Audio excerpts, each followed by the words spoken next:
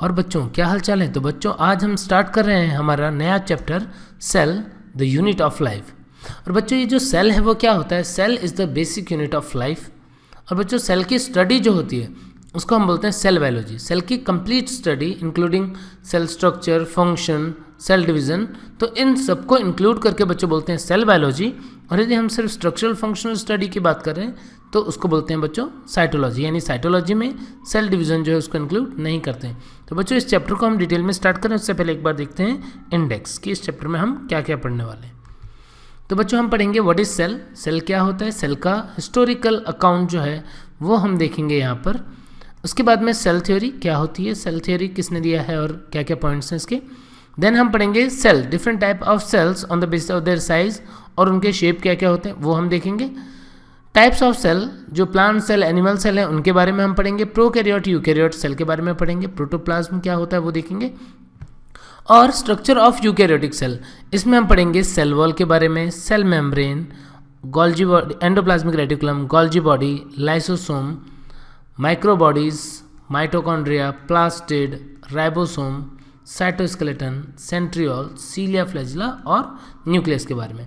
तो बच्चों ये सारी डिटेल जो है वो हम इस चैप्टर में पढ़ने वाले हैं। ठीक है बच्चों, तो स्टार्ट करते हैं हम अपना चैप्टर। तो बच्चों देखते हैं सेल।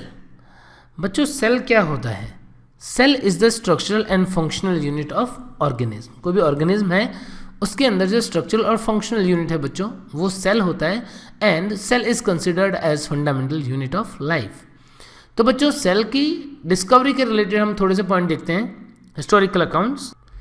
तो बच्चों हिस्ट्री के रिलेटेड सम इंपॉर्टेंट पॉइंट जो है वो हम यहाँ पर देख रहे हैं। सबसे पहले जो सेल है उसको डिस्कवर किसने किया था, सेल को डिस्कवर किया था रॉबर्ट हुक ने। रॉबर्ट हुक ने सेल को डिस्कवर किया। उन्होंने क्या किया, 1665 में एक्सपेरिमेंट किया। इन्होंने अपना एक जो माइक्रोस्कोप है वो बनाया हुआ था जिसका मैग्नीफिकेशन 42 टाइम था। और उन्होंने उसके अंदर जो कॉर्क होता है, कॉर्क जो क्वर्कस सुबर का कॉर्क था, उस कॉर्क की स्लाइड को उसमें देखा। उन्होंने क्या देखा वहाँ पर उन्हें हनी कॉम्ब लाइक स्ट्रक्चर जो है वो देखने को मिली। और ये जो हनी कॉम्ब लाइक स्ट्रक्चर था उसमें चैम्बर्स जो दिख रहे थे बच्चों, उनको ही उन्होंने क्या बोला, सेलुला और सेल। और अपनी इंफॉर्मेशन जो थी, ये जो डिस्कवरी थी, फाइंडिंग्स थी, वो उन्होंने किस बुक में लिखी थी, माइक्रोग्राफिया में। ठीक है बच्चों, तो यहाँ पर आप ध्यान रखेंगे कि सेल को डिस्कवर किया था रॉबर्ट हुक ने कब, 1665 में। और ये बहुत ही इंपॉर्टेंट डिस्कवरी बच्चों। इसके बाद में ल्यूवेनहॉक ने लिविंग सेल को डिस्कवर किया। बच्चों ये जो सेल डिस्कवर हुआ था प्लांट सेल, वो भी डेड सेल, ल्यूवेनहॉक ने डिस्कवर किया था किसको, लिविंग सेल को। उन्होंने जो डिफरेंट सैंपल्स थे, मड, सीमेन, सलाइवा, ब्लड, इन सबको अपने माइक्रोस्कोप के अंदर स्टडी किया। और उन्होंने देखा कि कुछ उनको जो डर्टी वाटर वगैरह थे, पॉन्ड वाटर जो था, उसमें कुछ स्मॉल क्रीचर जो है, टाइनी क्रीचर जो है वो फोर्थ एंड बैक मूवमेंट करते हुए दिखाई दिए। और उन्होंने उसके लिए टर्म यूज़ किया एनिमलक्यूल। और इस तरीके से उन्होंने एनिमल सेल जो है वो डिस्कवर किया था। और इनको हम father of microbiology, father of bacteriology, protozoology, ये सब भी बोलते हैं। ठीक है बच्चों, और इसके बाद में रुडोल्फ वर्शो जो हैं, इंपॉर्टेंट है, रुडोल्फ वर्शो जो हैं, इन्होंने क्या किया, इन्होंने अराउंड 1858 में ये जो फाइंडिंग देखी उन्होंने कि जो भी न्यू सेल है बच्चों वो अराइज हो रही है किससे, प्री एग्जिस्टिंग सेल से। और उन्होंने जो एक स्टेटमेंट दिया था वो था ओमनी सेलुला ई सेलुला। ठीक है बच्चों, तो 1858 में उन्होंने ये बात बताई थी। और कार्ल नेगली जो है उन्होंने देखा कि प्लांट के अंदर भी यही हो रहा है, जो न्यू सेल जो है वो प्री एग्जिस्टिंग सेल से अराइज होती है। ठीक है बच्चों, तो इस तरीके से कुछ इंपॉर्टेंट बातें। और हार्टविग और रॉबर्ट हुक जो है उसको हम फादर ऑफ साइटोलॉजी बोलते हैं। और C P Swan is consider as father of modern cytology. ठीक है बच्चों, तो ये कुछ हिस्टोरिकल अकाउंट हुआ। इसके बाद में हम देखते हैं सेल थियोरी। तो बच्चों सेल थियोरी क्या है, सेल थियोरी जो है वो दिया था कि इन्होंने श्लीडन एंड श्वान। जो एमजे श्लीडन थे वो बॉटनिस्ट, दोनों जर्मन साइंटिस्ट थे। और श्लीडन जो है वो बॉटनिस्ट थे, उन्होंने 1838 में। और श्वान जो हैं वो जूलॉजिस्ट थे, दोनों जर्मन साइंटिस्ट। 1839 में इन्होंने सेल थियरी प्रपोज किया। और इस सेल थियरी के पॉइंट क्या थे बच्चों, इसके पॉइंट थे all cells are basically alike in structure and metabolism. जो स्ट्रक्चर और फंक्शन में है वो सिमिलर होते हैं ऑर्गेनिज्म, जितने भी सेल होते हैं। Organism are composed of cell and their products. कोई भी ऑर्गेनिज्म जो है वो कैसे बना हुआ है, वो सेल और उनके प्रोडक्ट का बना हुआ है। And the function of organism is actually sum total of the functions of cells that constitute the organism. तो ये 3 मेन पॉइंट जो थे वो सेल थ्योरी के थे। बच्चों उस टाइम तक ये एक्सप्लेन नहीं हुआ था कि जो कोई सेल है या ऑर्गेनिज्म है वो किस तरीके से डेवलप हो रहा है। तो बाद में रुडोल्फ वर्शो ने 1858 में देखा कि कोई भी न्यू सेल जो है वो पुराने सेल से ही बनते हैं। इसको लॉ ऑफ सेल लीनेज जो है वो भी बोलते हैं हम। और इन्होंने स्टेटमेंट दिया था ओमनीज सेलुलाई सेलुला, जो कि बाद में सेल थ्योरी में ऐड हो गया था। तो बच्चों इस तरीके से सेल थ्योरी में बहुत सारे और भी मॉडिफिकेशन हुए। तो जो फाइनल सेल थ्योरी बनी जिसमें बहुत सारे मॉडिफिकेशन हो चुके थे, उसको हम क्या बोलते हैं, उसको बोलते हैं हम सेल प्रिंसिपल और सेल डॉक्ट्राइन। तो ये जो है इसमें सेल के रिलेटेड बहुत सारी जो एडिशनल इन्फॉर्मेशन थी वो सारी ऐड हो गई थी। तो बच्चों इस तरीके से सेल थ्योरी जो है वो आई थी। इसके बाद में नेक्स्ट देखते हैं बच्चों ड्रॉबैक्स, कि आखिर सेल थ्योरी के क्या ड्रॉबैक्स रहे। तो इंपॉर्टेंट ड्रॉबैक, वायरस को सेल थ्योरी के अकॉर्डिंग जो है वो एक्सप्लेन नहीं कर सकते। कुछ बैक्टीरिया, ब्लू ग्रीन एल्गी, इनके अंदर ऑर्गेनाइज न्यूक्लियस वगैरह नहीं होता है बच्चों, तो सेल थ्योरी का एक्सेप्शन हो सकता है ये भी। उसके अलावा कुछ फंजाई जो मॉडर्न सेल थ्योरी उनके अकॉर्डिंग कोई भी ऑर्गेनिज्म जो है बहुत सारे सेल से बना होता है। यदि कोई यूनिसेलुलर फंजाई है, मल्टी न्यूक्लिएटेड कंडीशन है, तो इन चीज़ों को सिनोसाइटिक कंडीशन, तो ये एक्सेप्शन हो जाएगा। एसिटाबुलेरिया या अदर यूनिसेलुलर ऑर्गेनिज्म जो है बच्चों वो भी सेल थ्योरी का एक्सेप्शन माने जाते हैं। और सीव ट्यूब या मैच्योर आरबीसी जिनमें न्यूक्लियस नहीं होता है बच्चों, ये भी क्या होगा, ये भी सेल थ्योरी का ड्रॉबैक होगा। ठीक है बच्चों, तो अब यहाँ पर हम देख रहे हैं सेल के बारे में। ये जो डायग्राम आप देख रहे हैं, एक साइड में प्लांट सेल और एनिमल सेल। तो प्लांट सेल और एनिमल सेल जो है बच्चों उसका स्ट्रक्चर जो है वो आप यहाँ पर देख रहे हैं। एनसीईआरटी का डायग्राम है, हमें ये डायग्राम जो है बहुत ध्यान से देखना होगा। इसके सारे स्ट्रक्चर्स जो हैं वो क्या क्या लेबल्ड हैं। ठीक है बच्चों, तो ये बहुत सिंपल से स्ट्रक्चर है कि सेल वॉल होता है, अंदर साइटोप्लाज्म है, साइटोप्लाज्म में डिफरेंट ऑर्गेनेल है, ये लार्ज सेंट्रल वैक्यूल है, ये न्यूक्लियस है। एनिमल सेल के अंदर यदि हम देख रहे हैं तो सेल वॉल नहीं होगा, plasma membrane is the outermost layer, और यहाँ से कुछ विलाई लाइक स्ट्रक्चर दिख रही है हमको। यहाँ पर अंदर सेल ऑर्गेनेल्स होंगे, माइटोकॉन्ड्रिया वगैरह होगा। यहाँ पर प्लास्टिड होता है, जबकि एनिमल सेल जो है उसके अंदर प्लास्टिड जो है वो एब्सेंट होगा। सेंट्रियोल्स यहाँ पे प्रेजेंट है, माइटोकॉन्ड्रिया जो है उनका नंबर ज़्यादा होता है। ठीक है बच्चों, तो इस तरीके से बहुत सारे डिफरेंस है, हम देखते हैं ग्रेजुअली एक एक करके। तो बच्चों एनिमल सेल जो है, cell wall is absent in animal cell, cell wall is covered by thick rigid cell wall. तो पहला डिफरेंस क्या हो गया, सेल वॉल का डिफरेंस। दूसरा क्लोरोप्लास्ट और प्लास्टिड का डिफरेंस, एनिमल सेल में एब्सेंट होगा, प्लांट सेल में प्रेजेंट होगा। गोल्जी कॉम्प्लेक्स की बात करते हैं बच्चों, एनिमल सेल में डिस्टिंक्ट होता है, प्लांट सेल में इनडिस्टिंक्ट होता है। और क्या होता है कि एनिमल सेल में बहुत सारे जो सिस्टर्नी है वो एक के ऊपर एक पाइल्ड अप होते हैं। एनिमल सेल में एनिमल सेल में बहुत सारे सिस्टर्नी एक के ऊपर एक पाइल्ड अप होंगे। प्लांट सेल में सिस्टर्नी जो है उनका नंबर कम होता है, 1 या 2 ही होते हैं, और इसको हम डिक्टियोसोम भी बोल देते हैं। तो गोल्जी बॉडी में डिफरेंस है। ग्लाइऑक्सिसोम की यदि हम बात करें बच्चों, ग्लाइऑक्सिसोम जो है वो एनिमल में एब्सेंट होते हैं, प्लांट में प्रेजेंट होते हैं। एनिमल सेल के अंदर न्यूक्लियस जो होता है वो जनरली सेंटर में होता है, प्लांट सेल के अंदर पेरिफेरल पोजीशन पे होगा क्योंकि लार्ज सेंट्रल वैक्यूल प्रेजेंट होता है। ठीक है बच्चों, इनके एक्सेप्शन भी हो सकते हैं। Few small size food vacuole जो है वो कॉन्ट्रेक्टाइल वैक्यूल, ये सब एनिमल में प्रेजेंट होगा। प्लांट के अंदर लार्ज सेंट्रल वैक्यूल प्रेजेंट होता है। बच्चों animal cell have centriole and centrosome in their cytoplasm, जबकि प्लांट में सेंट्रियोल सेंट्रोसोम एब्सेंट होता है। कुछ लोअर प्लांट जो होते हैं बच्चों उनके अंदर सेंट्रियोल जो है वो या सेंट्रोसोम प्रेजेंट हो सकते हैं। ड्यूरिंग सेल डिवीजन एम्फीएस्ट्रल स्पिंडल यानी एस्ट्रल रेज जो है वो बनते हैं एनिमल सेल में, प्लांट सेल में नहीं बनता है। साइटोकाइनेसिस एनिमल सेल में सेल कॉन्स्ट्रक्शन के थ्रू बनेगा, जबकि प्लांट सेल में सेल प्लेट फॉर्मेशन के थ्रू होता है। तो बच्चों ये कुछ कॉमन डिफरेंस है किसके अंदर, एनिमल और प्लांट सेल के अंदर।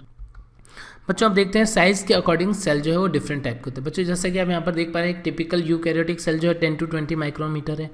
इसके कंपेयर में बैक्टीरिया का साइज जो देख रहे हैं हम वो 1 to 2 माइक्रोमीटर, पीपीएलओ का साइज 0.1 माइक्रोमीटर और वायरस का साइज 0.02 to 0.2 माइक्रोमीटर।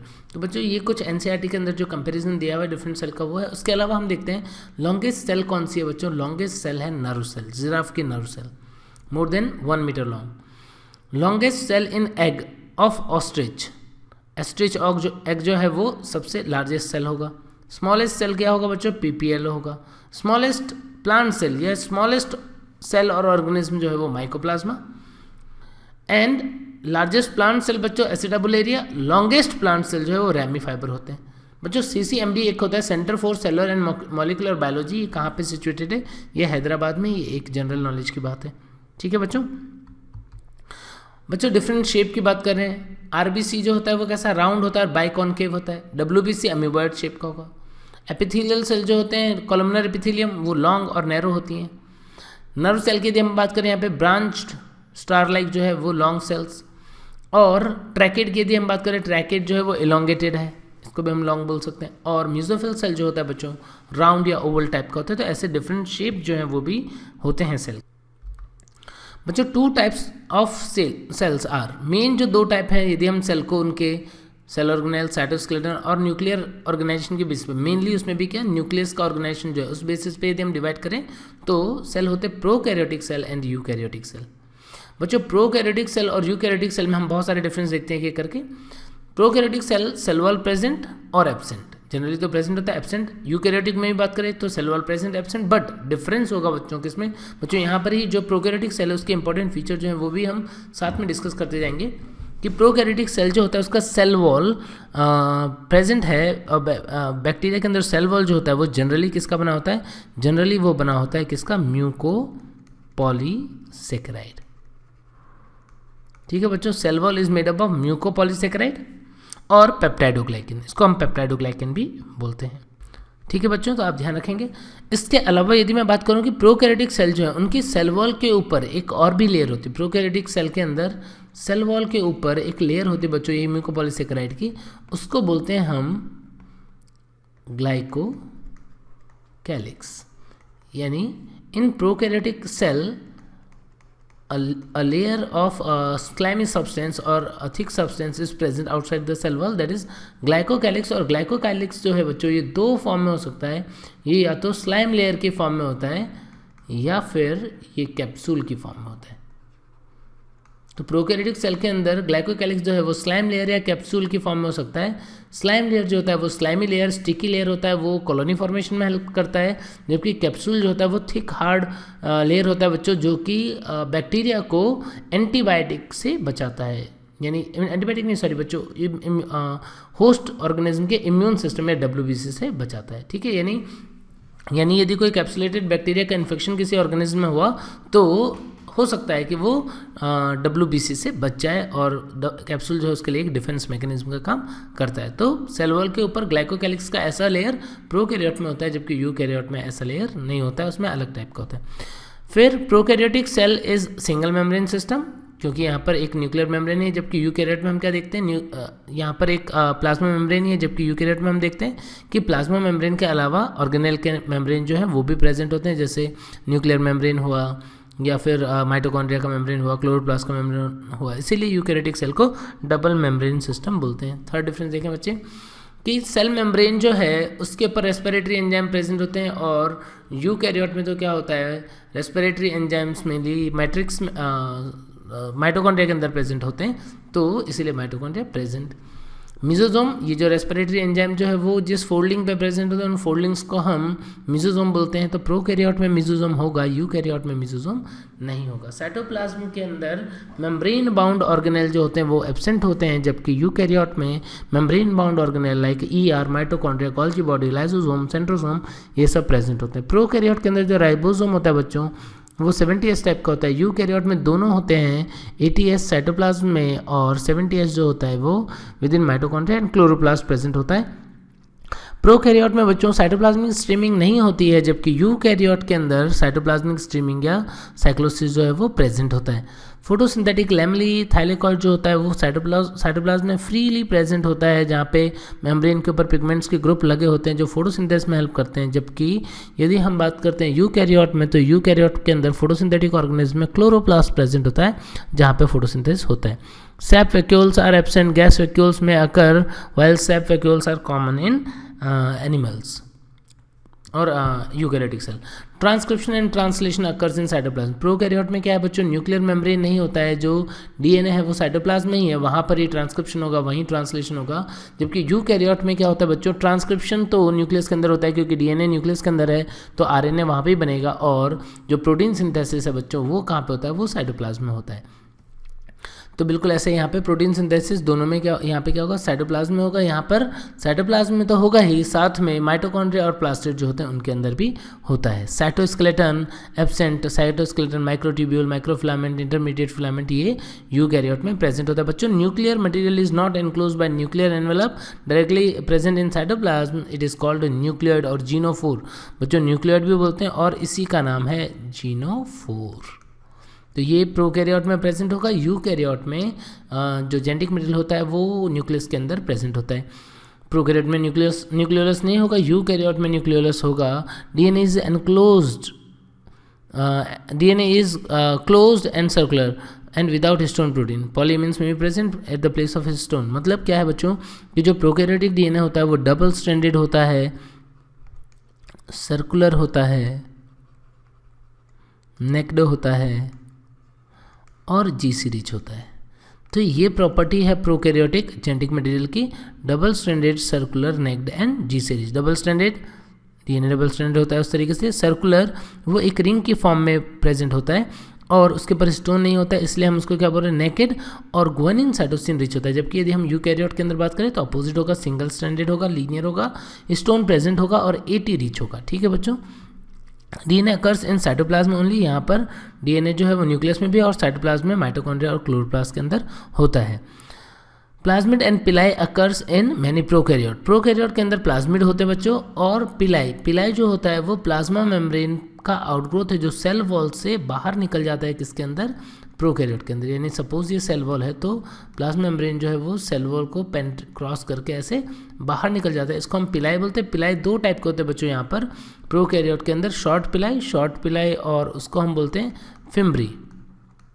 फिम्ब्री जो है वो अटैचमेंट प्रोवाइड करने का काम करते हैं बच्चों, और लॉन्ग पिलाई जिसको हम बोल देते हैं सेक्स पिलाई। तो प्रोकैरियोट के अंदर दो टाइप के पिलाई होते हैं, फिम्ब्री एंड सेक्स पिलाई और लॉन्ग पिलाई। जबकि यूकैरियोट में जो है पिलाई स्ट्रक्चर नहीं होती और प्लाज्मिड भी नहीं होता है। ठीक है बच्चों। फ्लैजिला की बात करते हैं बच्चों। Flagella is present, it is single fibre.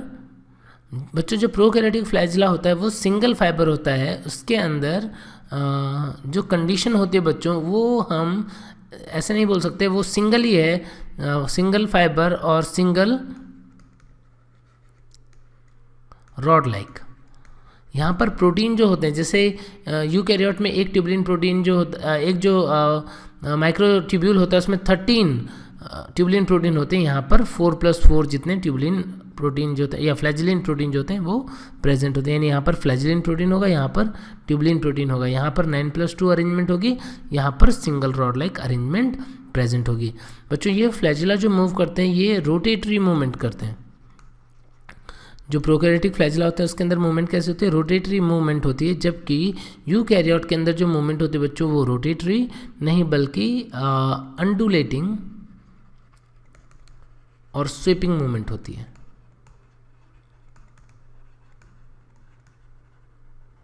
ठीक है बच्चों। तो ये डिफरेंस होता है फ्लैजिला की स्ट्रक्चर में और मूवमेंट में। फ्लैजिला जो है वो फ्लैजिलिन की बनी होगी, यहाँ पर ट्यूबुलिन की बनी होगी, यहाँ पर सिंगल रॉड लाइक होगा, यहाँ पर 9+2 अरेंजमेंट होगी, यहाँ पर रोटेटरी मूवमेंट होता है, जबकि यहाँ पर अंडुलेटिंग और स्वीपिंग मूवमेंट होता है बच्चों। ठीक है।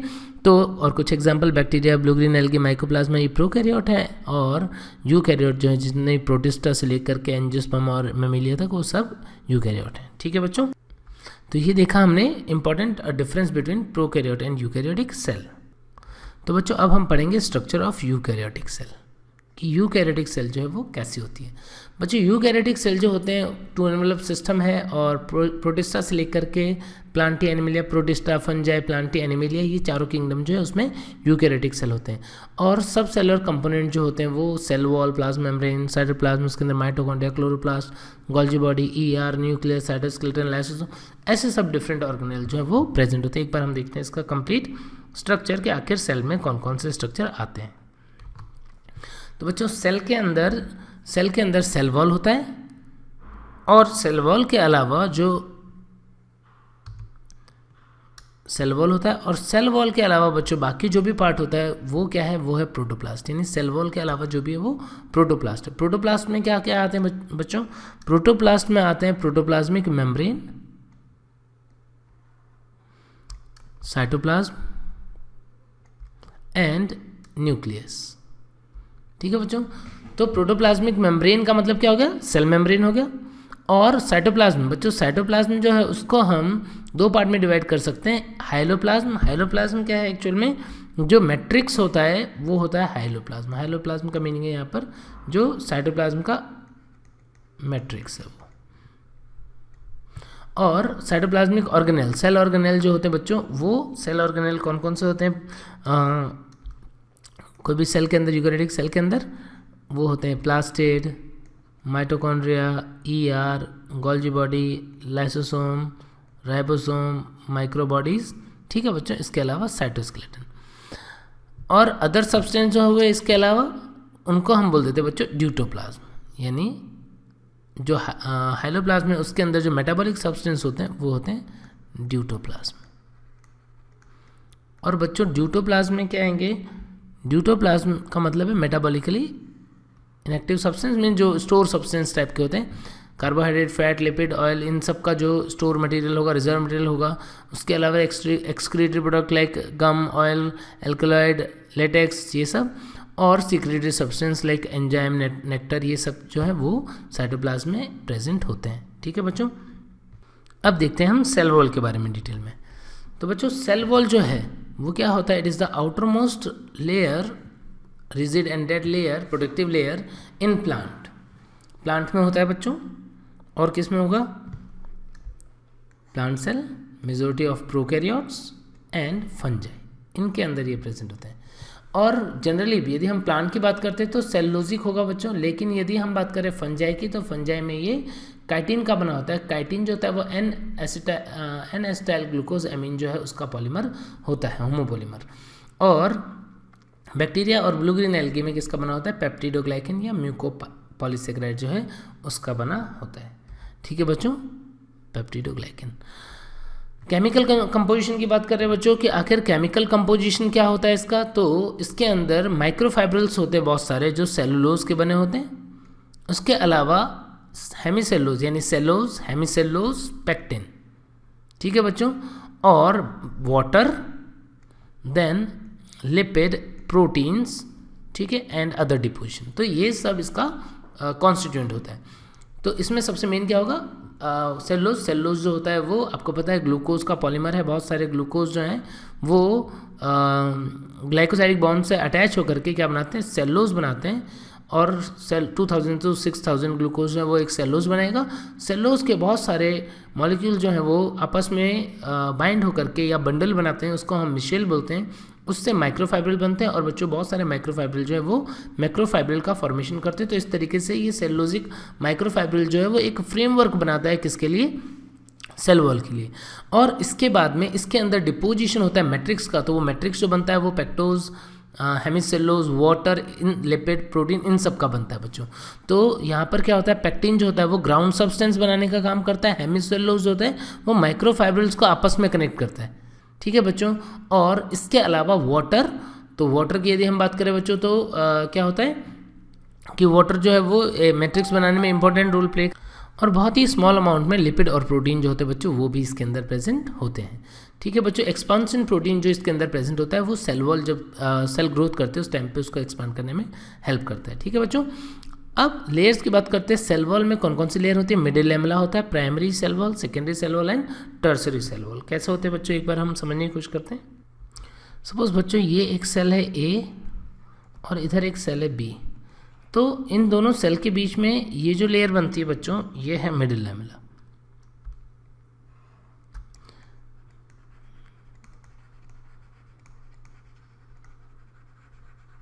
मिडिल लैमेला जो है बच्चों वो बन जाता है किस टाइम पे, जब साइटोकाइनेसिस हो रहा होगा, सेल प्लेट फॉर्मेशन होगा, तो सबसे पहले मिडिल लैमेला लेयर बनेगी और उसके बाद में उसके ऊपर डिपोजिशन होगा प्राइमरी सेल वॉल मटेरियल का। यानी इसके बाद में ये जो आपको दिख रहा है ये है क्या, प्राइमरी सेल वॉल। यानी middle lamella primary cell wall के बीच में होगा। फिर अब जैसे जैसे सेल की ग्रोथ होती जाएगी, यदि सेल को रिक्वायरमेंट है और स्ट्रांग होने की, क्योंकि प्राइमरी सेल वॉल जो होता है वो मेनली सेलुलोजिक होता है बच्चों, और ये जो होता है इलास्टिक टाइप का होता है। यदि सेल को रिक्वायरमेंट है बहुत स्ट्रांग होने की, तो उस टाइम पर यहाँ पर डिपोजिशन हो जाता है बच्चों किसका, लिग्निन, सेलुलोज, हेमीसेलुलोज, पेक्टिन, इनके साथ साथ में लिग्निन जो है वो बहुत एक्सेस में डिपोजिशन होने लग जाता है। और इस तरीके से क्या होता है बच्चों, ये सेल वॉल जो है वो थिक होना स्टार्ट हो जाती है। तो ये जो नेक्स्ट लेयर बनता है बच्चों, ये जो नेक्स्ट लेयर बनता है यहाँ पर जो आप देख पा रहे हैं, ये क्या है, ये है सेकेंडरी सेल वॉल। यानी सेकेंडरी सेल वॉल का सिंथेसिस कहाँ पे हो रहा है, प्राइमरी सेल वॉल के अंदर। और बच्चों जब सेकेंडरी सेल वॉल का सिंथेसिस होता है तो बीच बीच में क्या होता है, कुछ जगहों पर सेल वॉल, ये जो लिग्निन मटेरियल है वो डिपॉजिट नहीं होता है, तो उसको, उस कंडीशन में जो स्ट्रक्चर बन जाती है उसको बोलते हैं हम पिट। यानी ये जो स्ट्रक्चर यहाँ पे दिख रहा है बच्चों, ये क्या है, ये है पिट। और प्राइमरी सेल वॉल के अंदर की तरफ बना है क्या, यहाँ पे बना है ये सेकेंडरी सेल वॉल। ठीक है बच्चों, तो इस तरीके से मिडिल लैमेला बीच में होगा किसके, दो प्राइमरी सेल वॉल के बीच में जो नियर बाय सेल्स हैं, ये ए सेल है, ये बी सेल है, उसके बीच में। और प्राइमरी सेल वॉल के बाद में डिपोजिशन होता है किसका, सेकेंडरी सेल वॉल का। जब सेकेंडरी सेल वॉल थिक होती जाती है तो प्राइमरी सेल वॉल की थिकनेस अपने आप घटने लग जाती है और धीरे धीरे वो डिसअपेयर भी हो जाता है। बच्चों कई बार ये जो प्राइमरी सेल वॉल आप देख रहे हैं, इसके थ्रू साइटोप्लाज्मिक कनेक्शन बनता है, इसके थ्रू जो एंडोप्लाज्मिक रेटिकुलम है या माइक्रोट्यूब्यूल्स जो हैं यहाँ पर वो पास होते हैं, और ये जो साइटोप्लाज्मिक कनेक्शन बनता है बच्चों, इसको हम बोलते हैं प्लाज्मोडेस्माटा। ठीक है बच्चों, कुछ प्लांट्स के अंदर जिम्नोस्पर्म के ट्रैकेट में सेकेंडरी सेल वॉल के अंदर एक और लेयर प्रेजेंट होती है बच्चों, उसको बोल देते हैं हम टर्सरी सेल वॉल। ठीक है बच्चों, सेकेंडरी सेल वॉल के बारे में एक और इंपॉर्टेंट बात है कि जनरली ये 3 लेयर्स S1, S2, S3 की फॉर्म में प्रेजेंट होती है। तो बच्चों एक एक करके देखते हैं डिटेल में। जैसे सबसे पहले बात करें मिडिल लैमेला की, तो मिडिल लैमेला जो है वो कहाँ पे प्रेजेंट है, अभी हमने देखा ये दो प्राइमरी सेल वॉल के बीच में प्रेजेंट होता है, कैल्शियम मैग्नीशियम पेक्टेट का बना होता है। किसका बना होता है बच्चों, कैल्शियम मैग्नीशियम पेक्टेट का बना होता है, सेल को चिपकाने का काम करेगा। प्राइमरी सेल वॉल की बात करते हैं बच्चों, प्राइमरी सेल वॉल क्या होता है, प्राइमरी सेल वॉल वो होता है जो सबसे पहले बनेगा, यानी मिडिल लैमेला के बाद में जो सेल वॉल की फर्स्ट लेयर बनती है उसको हम बोलते हैं प्राइमरी सेल वॉल। और प्राइमरी सेल वॉल जो है वो इमेच्योर मेरिस्टेम में और पेरेन्काइमा सेल्स के अंदर प्रेजेंट होता है। मेनली इसके अंदर सेलुलोज, हेमिसेलुलोज और पॉलीसेकेराइड प्रेजेंट होते हैं। ये थोड़ा इलास्टिक टाइप का होता है, सेल का साइज बढ़ता है तो ये इसका साइज भी बढ़ता है, और इसके अंदर अदर सेल वॉल मटेरियल जो है वो डिपॉजिट हो जाते हैं। किस प्रोसेस के थ्रू बच्चों, उसको बोलते हैं इंटरससेप्शन।